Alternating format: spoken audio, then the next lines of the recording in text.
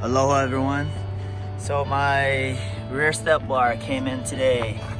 So it came in 3 pieces. This piece, and the step. Alright, so the tools that you would need to install this is the breaker bar, socket wrench.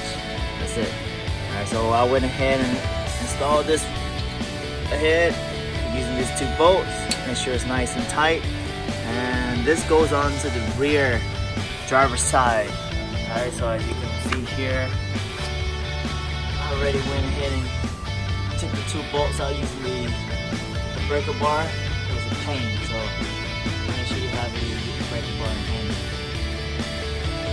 Go ahead and place it on the frame there. Get it real tight. Alright, so it's kind of hard to reach, so just make sure you guys have like an extension here.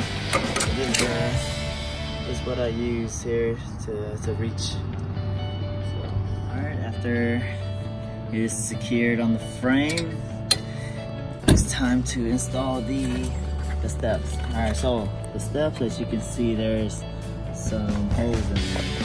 Alright, and then you want to go ahead and place the linkage inside those slots. So it's only come with 3, so you're going to use the first one and the last 2. Once the linkage is in there, go ahead and place the